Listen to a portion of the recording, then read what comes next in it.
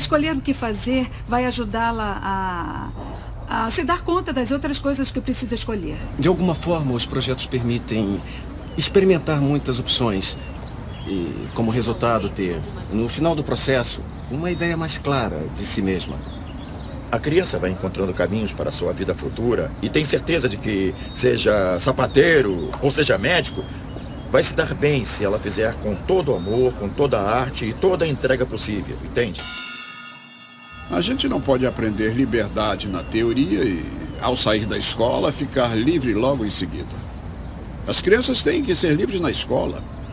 Se alguém não pode decidir o que quer experimentar, o que quer vivenciar, fica muito limitado na hora de aprender. Só quando você tem uma autonomia e sente que sua autonomia é respeitada, vai poder saber o que quer.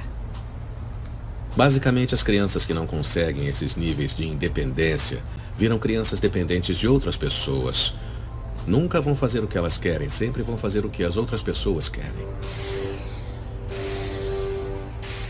Primeiro você precisa saber resolver situações por si mesmo. E nesse processo, vai ganhando responsabilidade. Eu me proponho, então eu faço, eu obtenho e já é um ciclo de tomada de decisões, de vontade, de gerenciamento da liberdade. E depois da responsabilidade, então pode aspirar a essa liberdade bem compreendida. Talvez o maior desafio que enfrentamos seja a nossa tendência a dirigir a atividade da criança. A única forma que conhecemos de educar é dizer ao outro o que fazer e como fazer. Temos poucas experiências onde decidimos por conta própria. Me deparo muitas vezes com aulas nas quais pergunto a eles o que querem fazer e eles não sabem o que querem. Estão muito acostumados a uma gestão de aula. Vamos fazer isso, vamos fazer aquilo. Porque o docente, em geral, está acostumado a ser quem dirige tudo. Porém, dessa forma, damos uma participação ativa à criança. Um docente que já não está lecionando, mas está passando pelos grupos, orientando, facilitando. Ele os escuta e lhes dá espaço para que se desenvolvam. O professor faz as propostas. Não impõe, mas propõe. Não é que você tenha autoridade e ele não tenha. Trata-se de semear no aluno a ideia de que ele tem que ser autoridade na sua própria vida. Apostas encerradas.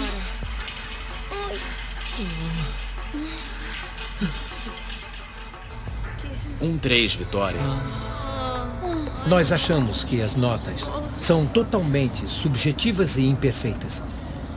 Primeiro porque não há um docente que avalie igual ao outro. Diante de cada trabalho, é a criança que teria que avaliar como se sente com esse trabalho.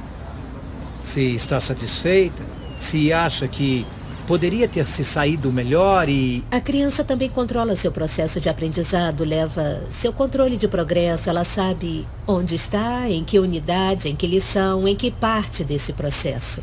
Ela sabe o seu caminho e é a criança quem vai se dando conta de como vai percorrê-lo.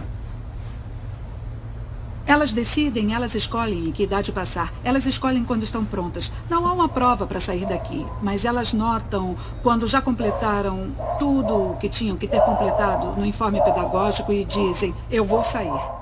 Algumas experiências nos falam de informes pedagógicos compartilhados, focados nos processos.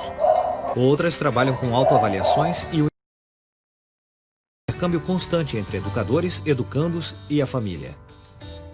Essa perspectiva muda completamente nossa maneira de entender a avaliação. Se realmente nos interessa aprender respeitando o ritmo e a motivação de cada um, é importante questionar a necessidade de provas e qualificações. Não há qualificações para ver quem é melhor e pior. Simplesmente há um acompanhamento do desenvolvimento da criança. Você observa a questão emocional, a maturidade, a socialização, o nível de independência. E isso se materializa quando falamos delas nas nossas reuniões de equipe.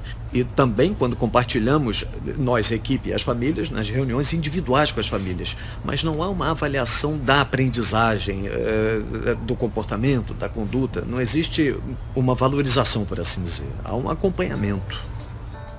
A escola se transforma num espaço aberto. Uma escola de portas abertas a experiências, costumes e a comunidade. Os conflitos e situações do espaço comunitário fazem parte da escola. E ela passa a ser um centro educacional onde todos podemos aprender com todos. Dessa forma, não existem idades ou barreiras que nos separem, só experiências que nos integram. A escola não deveria ter nem sequer muros.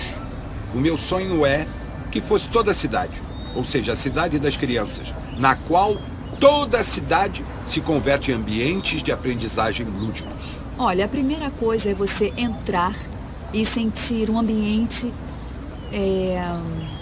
harmônico. Harmônico e muito tranquilo. Uns fazendo umas coisas, outros olhando pelo microscópio, outros lendo um livro, outros sentados fazendo uma experiência. Grupinhos trabalhando com um objetivo muito claro e sabendo onde querem chegar. As escolas rurais ou escolas unitárias em geral se veem obrigadas a trabalhar com crianças de idades diferentes ao mesmo tempo. Geralmente se diz que é uma desvantagem. Mas pelo contrário, a aprendizagem se potencializa em experiências, vínculos e valores humanos, tanto para as crianças quanto para o docente. Geralmente acontece que essas escolas, afastadas e periféricas, têm uma formação integral difícil de encontrar nas escolas urbanas, que insistem em separar as crianças por idades. Essa temporalidade da escola também fez com que tenhamos, na escola, os alunos separados por gerações. Então estão aqui as crianças de 6 anos, de 7, de 8, etc., não é mesmo? Quando o ser humano, ao longo de toda a sua história, sempre viveu em relação intergeracional, onde o pequeno compartilhou com o avô com o pai, uma mistura total. E aí a criança aprendeu, e aprendeu muito bem. Não seguiam por caminhos diferentes. Digamos que estavam todos juntos. Então todos subiam a montanha juntos, todos trabalhavam juntos, todos faziam projetos juntos. Crianças de diferentes idades numa mesma escola unitária, digamos assim. As idades diferentes também criam possibilidades para que aconteça a ética. Acontece através das experiências do dia a dia. É algo vivo. Existem escolas com aulas integradas, juntando crianças a cada 3 anos. Há outras onde existem crianças que têm até 6 anos de diferença. E em algumas vemos adolescentes compartilhando o espaço com criancinhas que começaram há pouco. Também existem muitas escolas que mantêm o modelo graduado. Porém, as crianças podem mudar de grupos de acordo com suas necessidades e processos.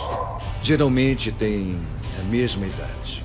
Mas como existem crianças que pela maturidade estão investindo mais em outros assuntos, numa dessas elas participam de algumas matérias com alguns grupos menores e com alguns grupos maiores. A criança que não pode avançar numa matéria, que avance em outra, que não tenha interrupções. É como um curso de água que encontra uma pedra e não fica lá esperando. Procura por onde passar. Ou então cresce e passa por cima.